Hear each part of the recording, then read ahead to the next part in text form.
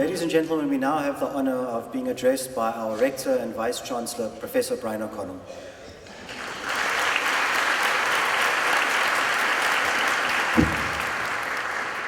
Hello, everyone. I want you to do something with me in memory of two very, very special people, members of our university. One, Professor Ingrid Miller, our registrar, who died late last year, and the other, our former Dean of the Dentistry, Professor Muller, who also passed away. Could you stand with me for a minute?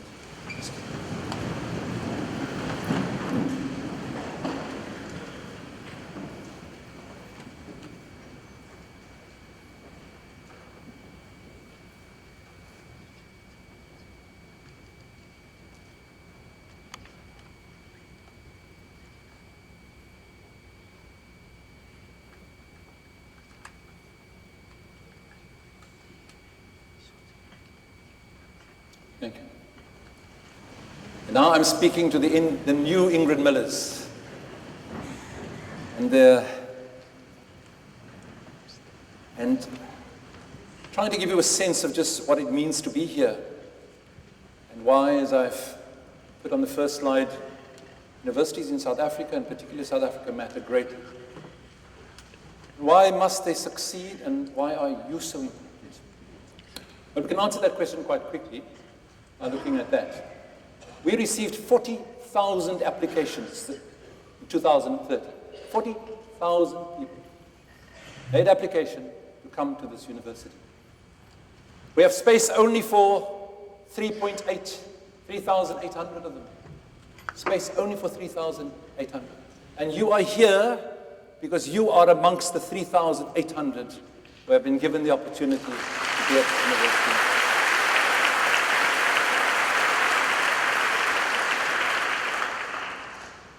But something else, there are 1 million students in any time in the entire university system of South Africa.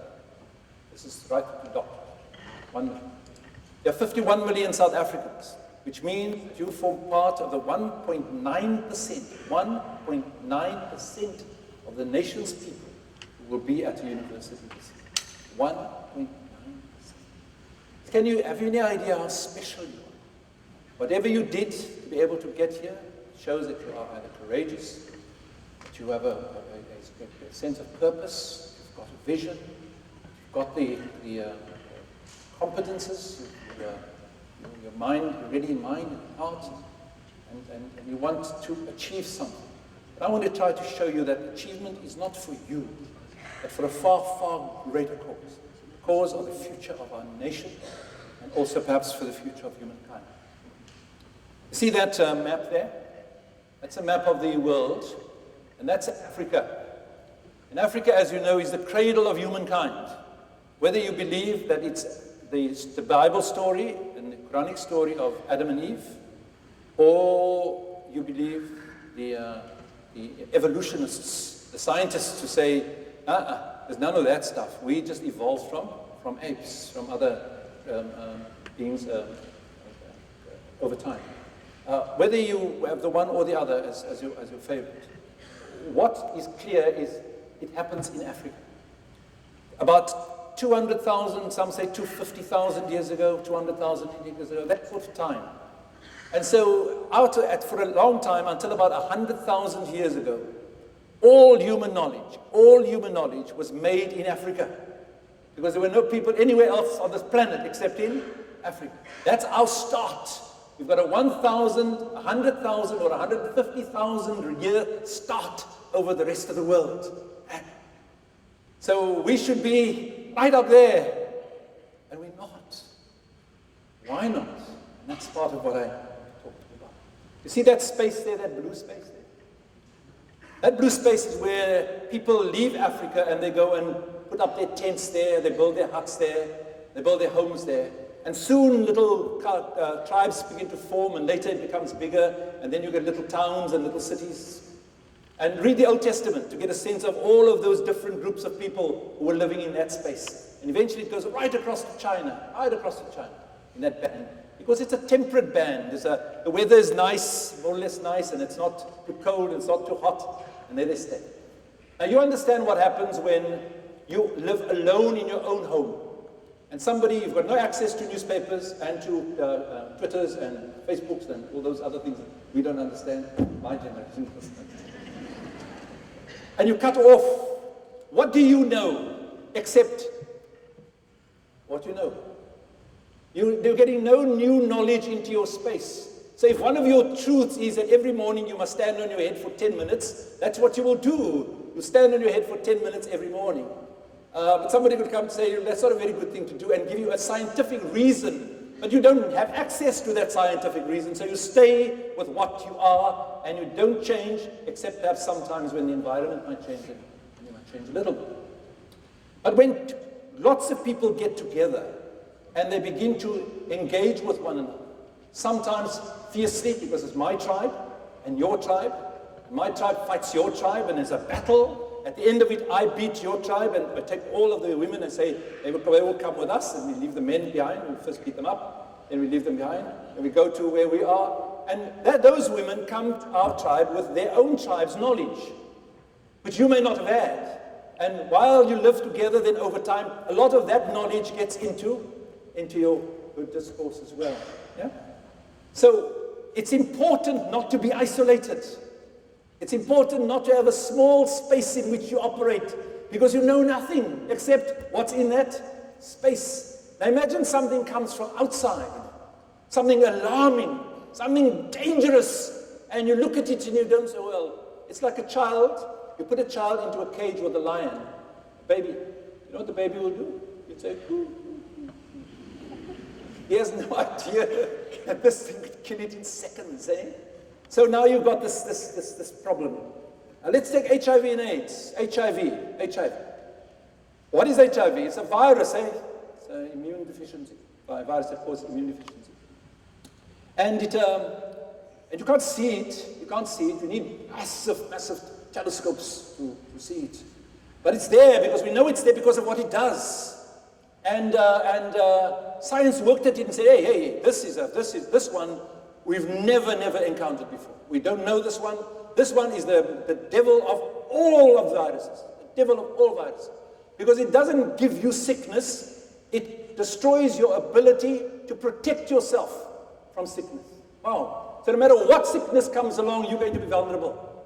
Because your immune system is being compromised by this virus. So what must we do? Well, how does it get into us? Is it in the mosquito? Is it what does it do? So no.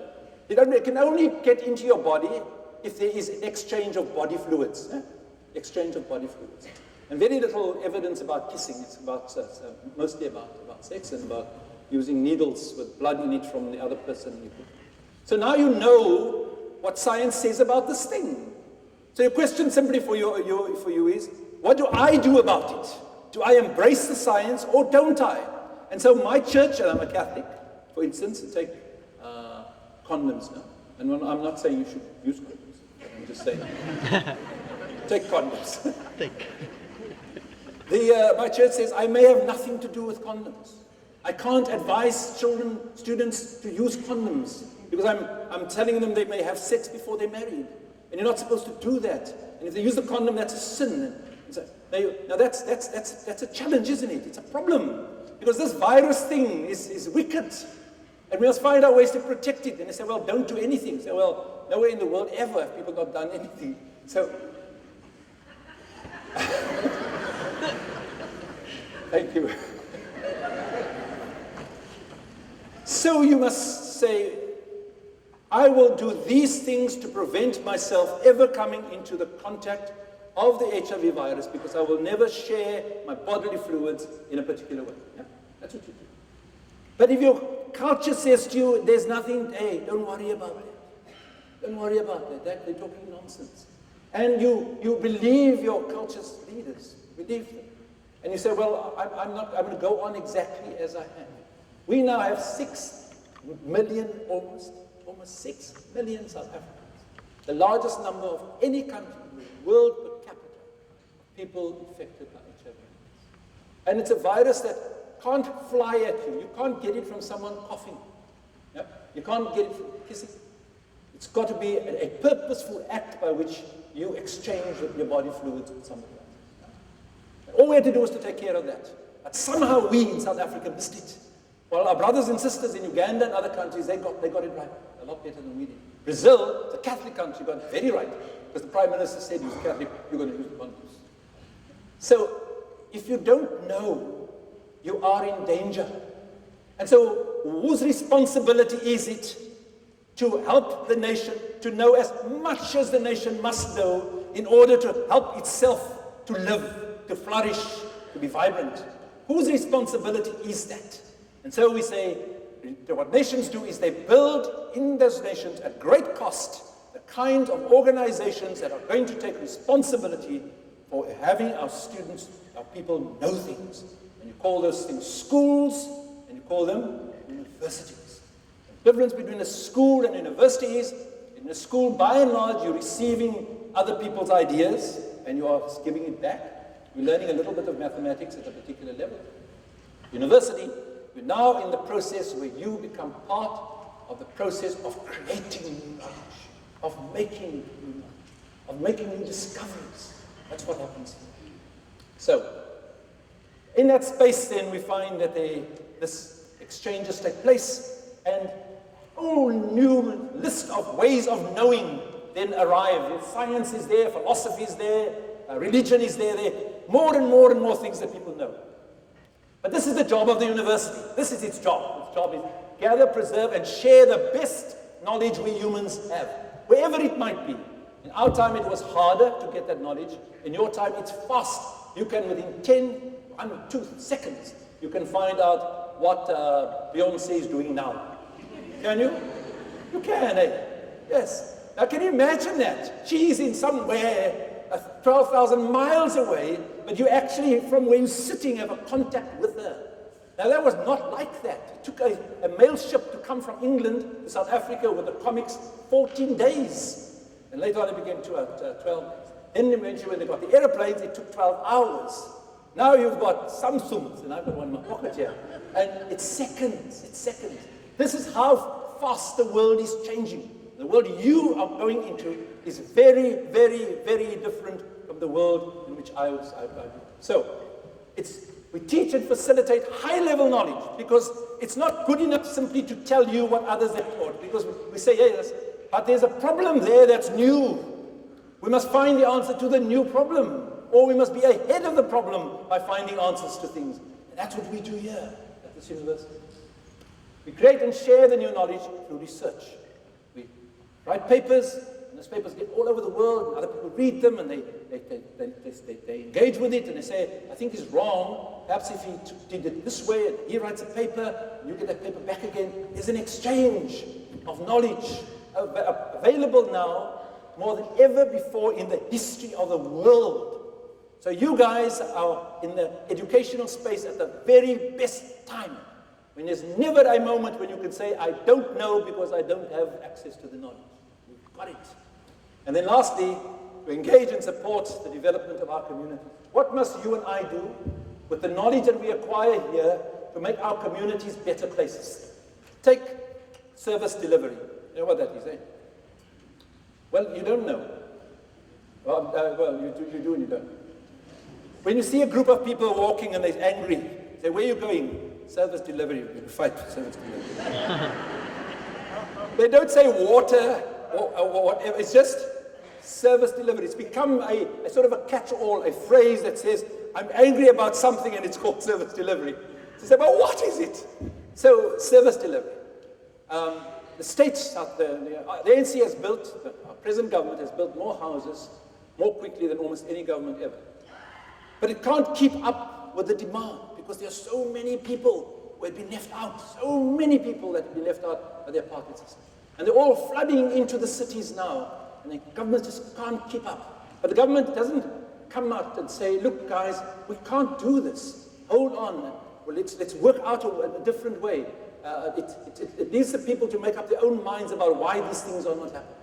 And so we've got a problem then of something that must be done, that people have need for it, but it can't be done, and now there must be an engagement about it.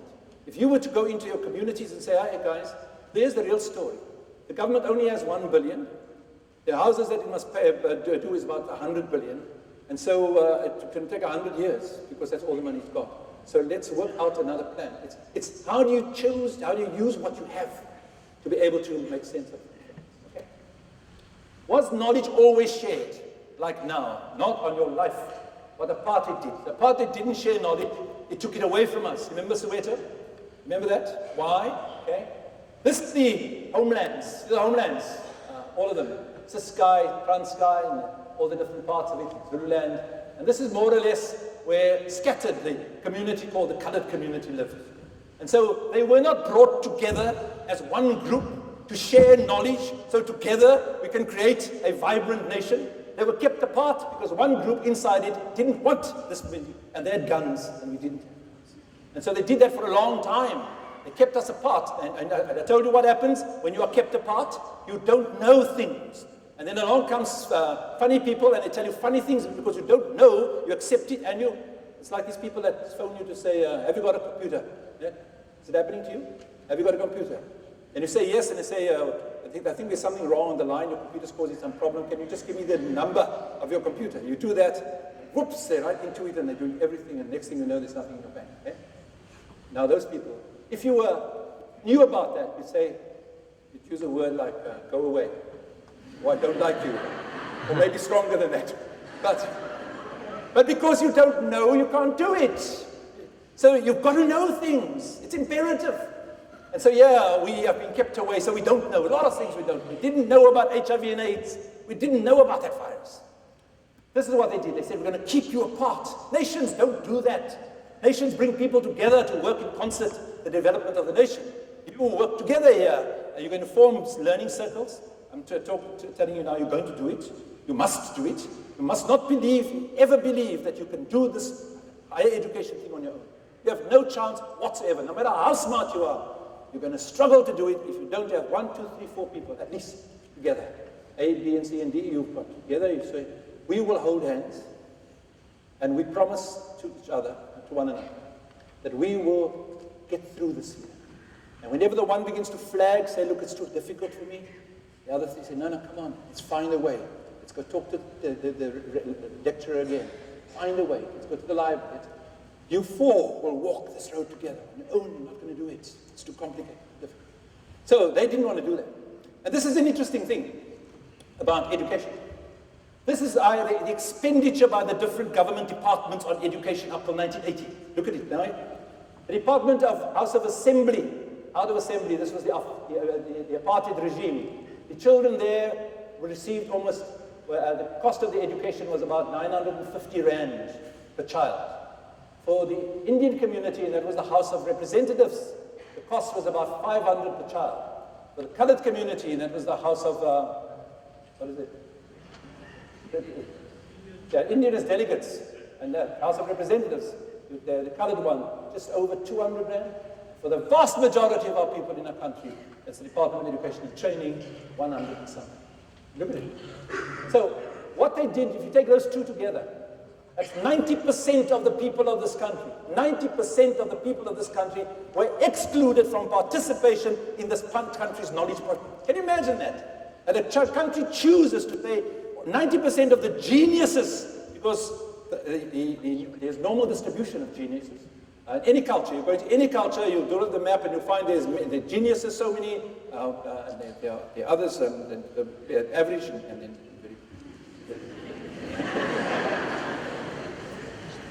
the 90% of the geniuses in this country were locked up there. And we left it locked up there. We didn't give them the best teachers and the best circumstances up till 1994. It's only 20 years now has it been possible for us to set our geniuses free. To make it possible for them to say, yay, now I'm in this game, boots and all that. And this is what we received in sense-making. These are the ones who got money, these are the ones with no money, and we must change that and make sure that everyone has the same. I tell a story about that, about how we can do that, how we think sometimes we can do it. And they say, a father's got 10 children. One of the children he loves to bits, blonde hair and blue eyes. And the child says, Dad, I want running shoes. He says, I'll buy you Nike, it's the very best. Now he's got another child who looks a bit like him. Maybe the hair's the same, but the color's dark.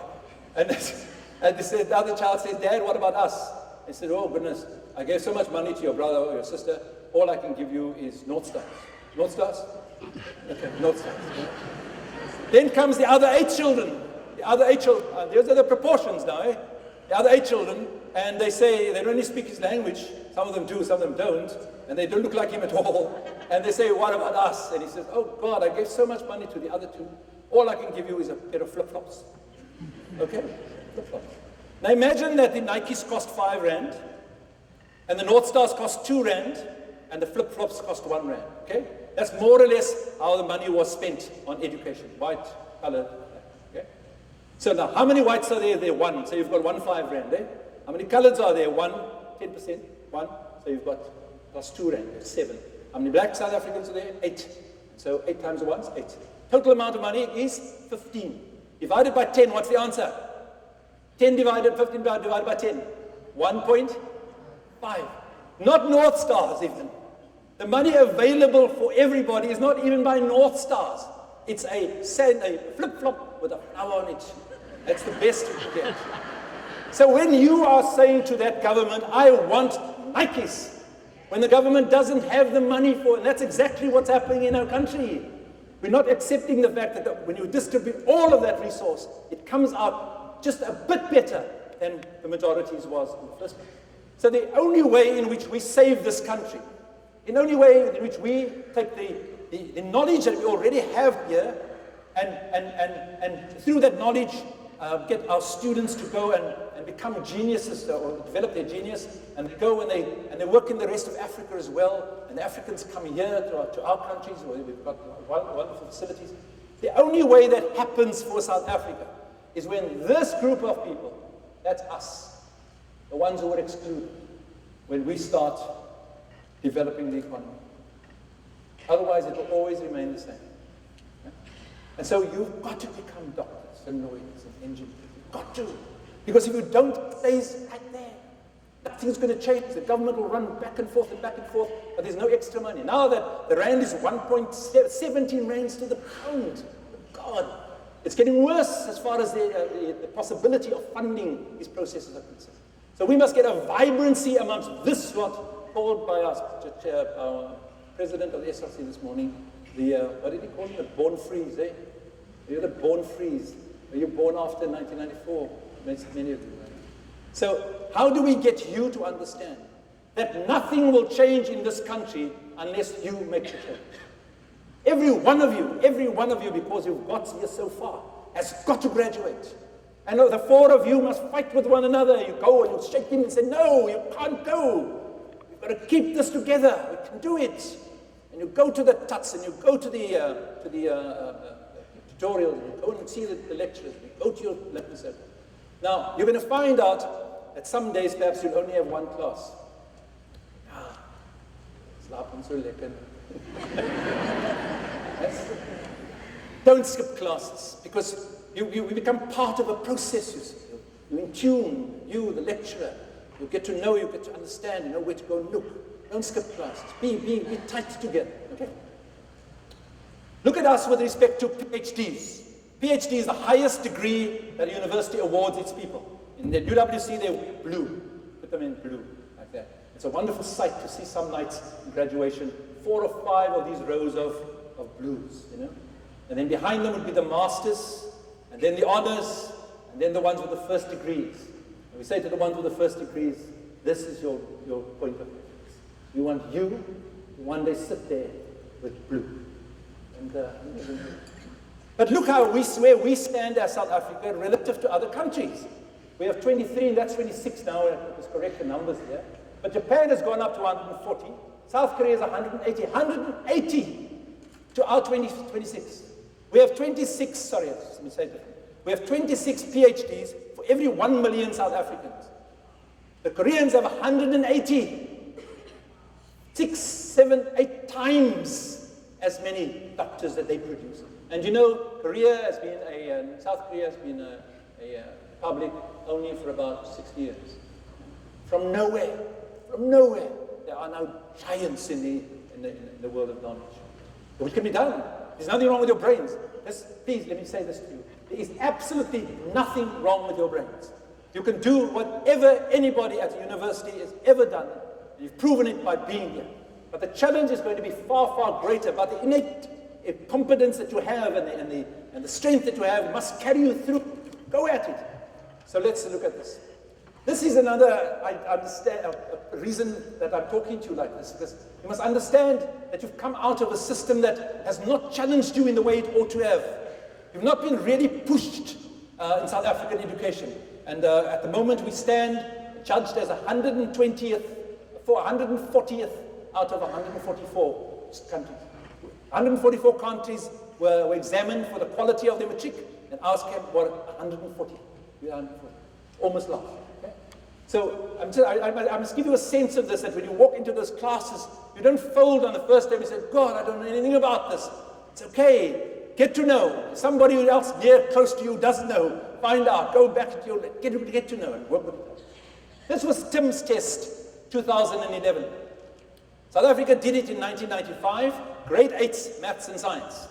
They came stone last of almost 60 countries, including many, many developing countries. Then 1999, they did it every 4 years, they got stone last. 2003, we did it, we got stone last. That's South Africa. So we said, okay, we're going to give this a break now so we can rally our forces and get ourselves in a better shape. And so we didn't do it in 2007, and we went back in 2011. But we asked the TIMS people, we know that you're doing the grade 8 test. You're doing the grade 8 test. Can our grade 9s do your grade 8 test? Have you got this now? Have you got this? We asked them, can our grade 9s do your grade 8 test? And they said, okay. I said, okay. And they did it. So here's the result. Singapore is first, and Chinese Taipei is second, and Korea is third, and Japan is fourth. They're all Eastern countries, and none of them have got raw materials. They've got no gold, they've got no diamonds, they've got nothing. All they've got is their brains. So they know that. So if you know something, you can do something about it. They will accept it. We've got nothing, so what do we do? Well, just see what they've done. And then you look at countries like Georgia, Oman, Qatar, Macedonia, and Ghana, and Morocco, and some of them here. When you look at where South Africa's grade 9s ended up, they ended up, if you put that 332 into this, there's a second last of the grade 8 list. South Africa's grade 9s came second last on the grade 8 list. Yeah? It's a serious matter, because it gives you a sense of where we are relative to the rest of the world in this education game. But if we are to make any go of our lives at all, we've got to match them. Because there's Brazil out there who's making shoes and cars and things like that, and India's making shoes and cars and things like that, and Taiwan is making it, and they're all making it except us. And we say it's okay. Because we are different. Somebody loves us.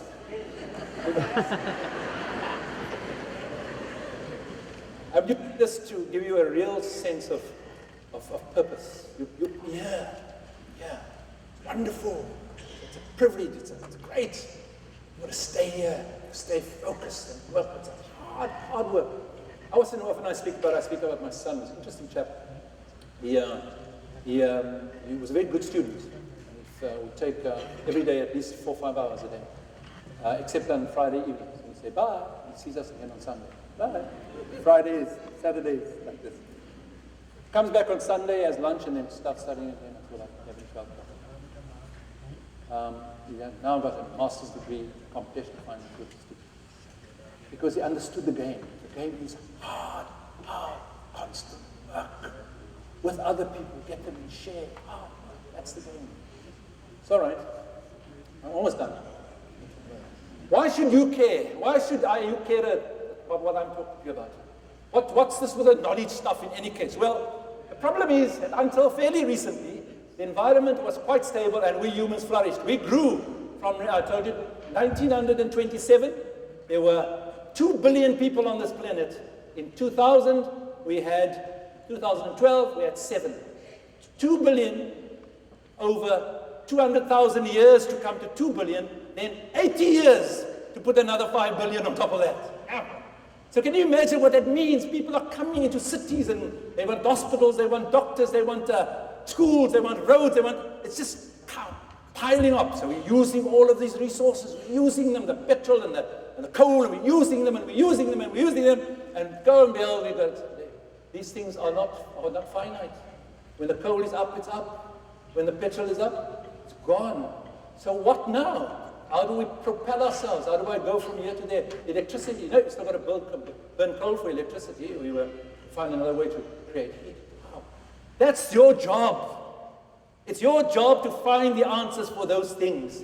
It's your job to be inside, say, for instance, and I make this example because it's a sort of a ghastly example. Because we're going to have water shortages in this country, we already have it. But the models say by 2025, we're going to have physical water shortages in this country like we can't. And then you must treasure water. So when you go to the toilet and you've done whatever you do in the toilet, 5 minutes later that same water comes back and you drink it. You like that idea? The bad news is it's already happening. It's already happening. And that water is cleaner than the water that went down because you have, as chemists, found the ways to clean it. That's your job. Your job is to look at these big challenges coming our way and say, whoop, what now? Do you know that Cape Town, the entire Cape Flats, all of it, is only 40 meters above sea level? 40, that's entire. If the Antarctic melts, and some say it will, some say by 100 years from now, they think all of the ice will have moved off the rock into the water.